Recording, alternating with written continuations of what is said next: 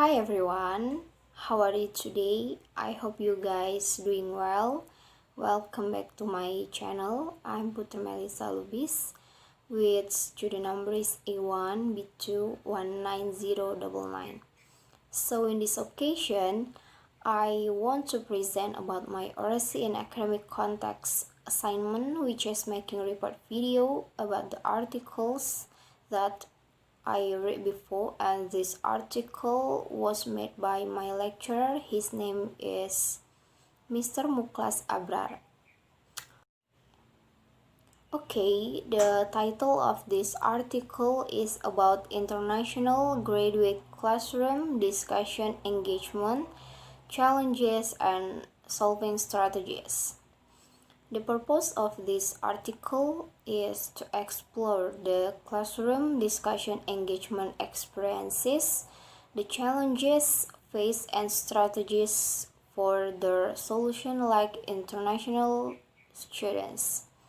So I will explain the three problems in this article. The first problem is language barriers. Language barriers include vocabulary, grammar, accent, and fluency. In terms of vocabulary, some international Indonesian students reported that vocabulary, the basic component in language and communication, became one of the main barriers for them to be active participants in classroom discussion.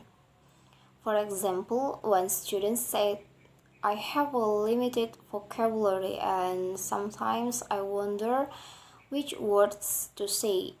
And another said, "I have limits in English, especially vocabulary."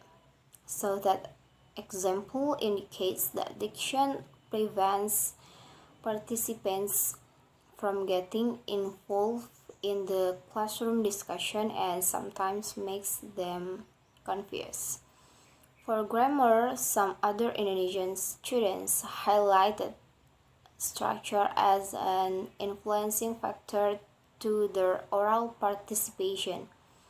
For example, one student said, "When I want to say something in class, I always think of grammar. I always ask myself, is it true or not?" which finally made me reluctant to speak. So from the examples shows that lack of grammatical mastery influences the oral performance of students to participate in academic discussion forums.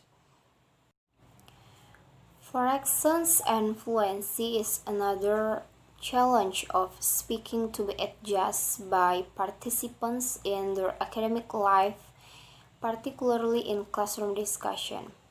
For example, one student said, "At the first month, I had no idea about their discussion. Their accent was difficult to understand." And another said, "When I have to engage with my Chinese friends, it's harder because they have got different English dialect, the accent I mean." And one of the other students said, "I'm not telling that I'm a good speaker, but the Chinese are not fluent. That's why it's harder to communicate." So the example suggests that some language challenges preventing students from actively participating in verbal communication can be from external factors such as classmates, accent, and fluency. So the second problem is individual matters. These individual matters included anxiety and personality. An example of this anxiety problem is that when they speak in front of a friend, they worry that his friend does not understand what he is saying. Other examples such as these are nervous about speaking in front of people because they feel that English is not their first language. Then, an example of personality problems is that they are shy and insecure when speaking in front of the class, which is why they struggle when involved in an oral forum. The third problem is academic culture. Some participants implicitly state that they were sometimes influenced by their home country's academic culture, which emphasizes the unequal role of tutors and students in the classroom.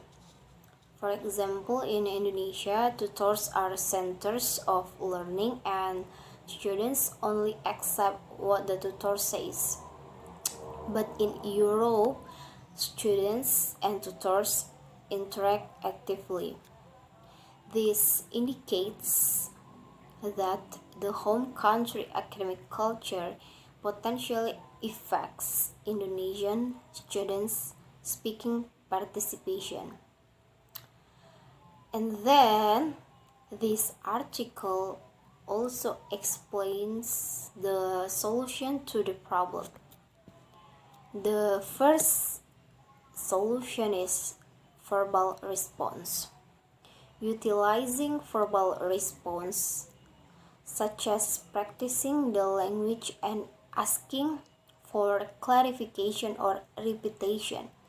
This indicates that they actively use speaking strategies to cope with the issue.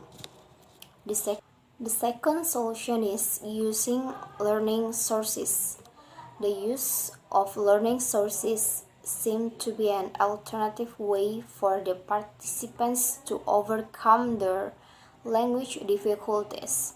Some interviews mention that books were very helpful to support their language. One expert says that textbooks are a helpful source of study to support students in understanding subjects.